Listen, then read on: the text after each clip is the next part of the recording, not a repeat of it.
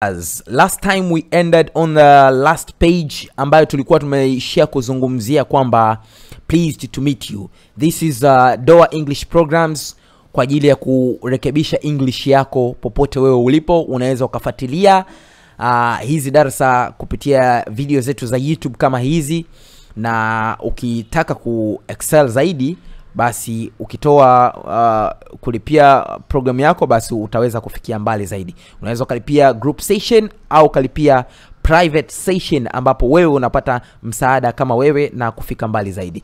Don't forget to subscribe in our videos. Usisahau kusubscribe katika hiyo page yetu, YouTube channel yetu, ambapo utapata mafunzo mengi zaidi na mengine mengi. This is it. All praise is due to the Almighty Lord. We thank him and we praise him. He is worthy of being praised for who he is, and he is worthy of being praised for what he has done to us. Sifa njema zote zinamstahikia Mwenyezi Mungu. All praise is due to the Almighty Lord. Sifa njema zote zinamstahikia yeye Mwenyezi Mungu. All praise is due to the Almighty Lord. All praise is due to the Almighty, to the Almighty, to the Almighty. Mola mlezi. Sifa njema zote zinamstahikia yeye Mola mlezi. He is worthy of being praised. Anastahiki yeye kutakaswa, kusifiwa, because of who he is, kwa sababu yeye ni nani. And he is worthy of being praised for what he has done to us. Na anastahiki yeye kusifiwa kutokana na yale ambayo ametufanyia sisi.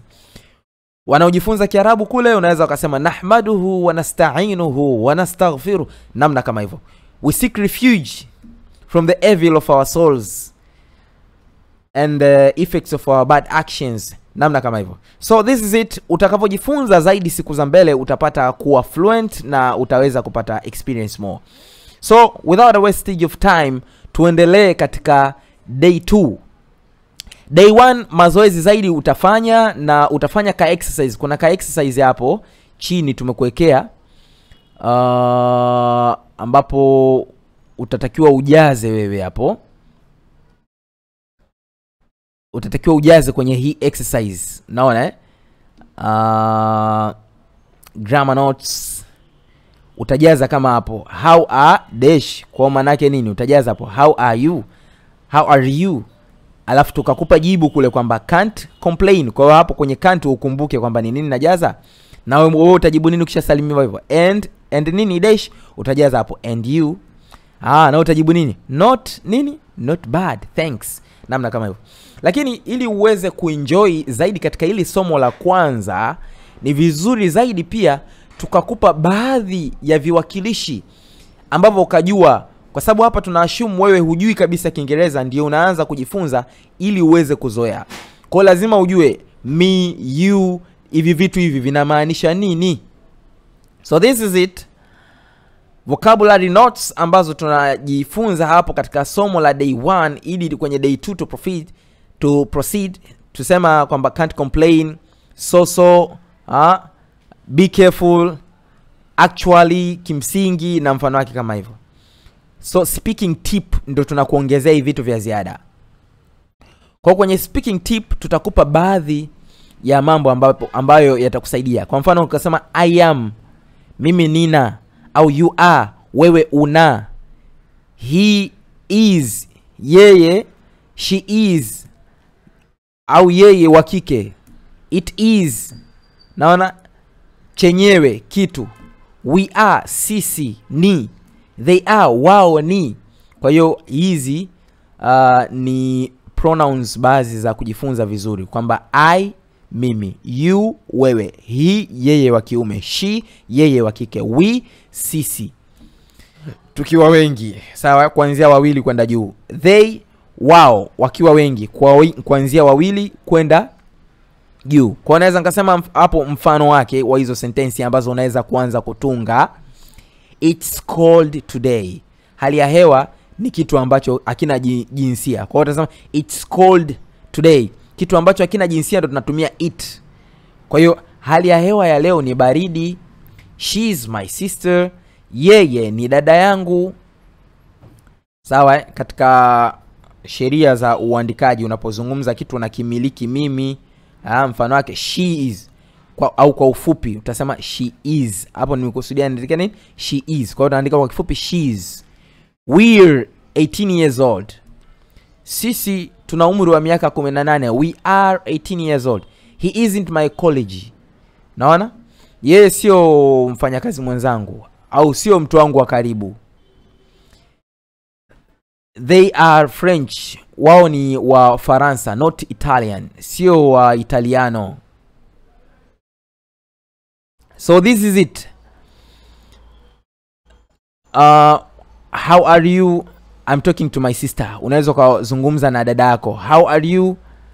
I'm talking to my sister and my brother. Vipi hali yako? Kwamba dada yako na kaka yako. How are you? Unazungumza pia na rafiki yako. Wote unaweza kusalimiana nao hivyo. Sawa? This is it. Kwa hiyo I, mimi, you, wewe au nyinyi. Sawa? Kwenye Kiingereza I ni mimi, you ni wewe au nyinyi, he ni yeye mwanaume, she ni yeye mwanamke, it ni chenyewe kitu au mnyama. Sawa? We ni sisi tukiwa wengi, haijalishi wanaume wanawake. They ni wao wakiwa wengi. So hizi ni pronouns ambazo tulisema tutapata katika day 1 katika kuongezea, ili mradi kila mwanafunzi aweze kupata misamiati mingi na uhuru katika nini? Katika kuzungumza. So this is it. Tunaendelea sasa. John and Alice live in New York. They have a house in Brooklyn. John na Alice wanaishi New York. Wana nyumba katika huo mji wa Brooklyn. Kwa hii ni muhimu sana hii. Umeona?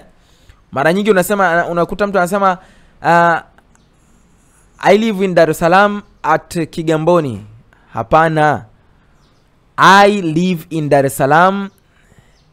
I have a house in Kinondoni. Kwa hiyo unatumia in. Sawa eh? John and Alice live in Dar es Salaam. They have a house in Mbagala. Alice is a lawyer. Alice ni mwanasheria. She loves her job. Anaipenda yeye kazi yake. Wale hasa wanaojifunza kuanzia mwanzo, ni muhimu kuandika haya, kwenda ukurasa kwa ukurasa unakuwa unaandika kile ambacho ukielewi, basi unakuwa unaniuliza kwenye programs kule kwenye WhatsApp. Unauliza, mwalimu hiki ni nini? Kama ni kwenye group, unachukua group calls, utauliza kwenye group. Kama unachukua private, basi utauliza msamiati mmoja baada ya mwingine. Kwa msamiati mmoja baada ya mwingine hakikisha unaushika, kwa sababu hapa tumefocus katika siku moja baada ya nyingine uweze kujua lugha. John is a doctor. John ni daktari. He works in a hospital. Anafanya kazi hospitali. Object pronouns, hivi ni viwakilishi vya kitu. Sawa? Vya kuonyesha nini? Kitu fulani. Kwa hiyo kwa mfano I, mimi hapa, pronoun yangu mimi unasema me. Sawa eh? Kiwakilishi kinachoniwakilisha mimi ni nini? Me. Badala ya kusema I nitasema me. Wengi wanachanganyaga. Sasa tofauti ya I na me ni nini? Naona I ni pronoun, lakini kiwakilishi cha hiyo pronoun yenyewe ni nini? Ni me. Alafu kuna you, wewe, nyinyi. Kiwakilishi cha wewe au nyinyi ni hiyo wewe au nyinyi. Alafu kuna kiwakilishi cha he, yeye, him. Yaani hapa tunazungumzia tunapozungumzia kitu fulani kwenye sentence. Kwa mfano ngasema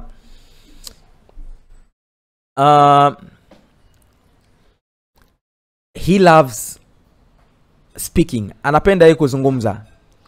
Him, maana yake unayemzungumzia hapo ni nani? Him, yeye, him. Ha, unazungumzia yule she. It, chenyewe. We, us. They, them.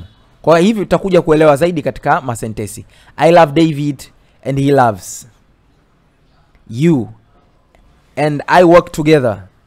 You and I work together. Mimi na wewe tunafanya kazi pamoja. I know. He is my friend. Kwa haya mengine zaidi ni sentensi tu, mazoezi yake. Nadhani utasoma kule kwenye kitabu, alafu utakuja kufanyia kazi. Sawa eh? Kwa hiyo fanya hiyo exercise tulioizungumza ya day 1. Alafu baada hapo tunakuja kuendelea kwenye nini? Kwenye day 2. This is all for today. Na hapa tumemaliza day 1, tutakuja kuendelea day 2. Thank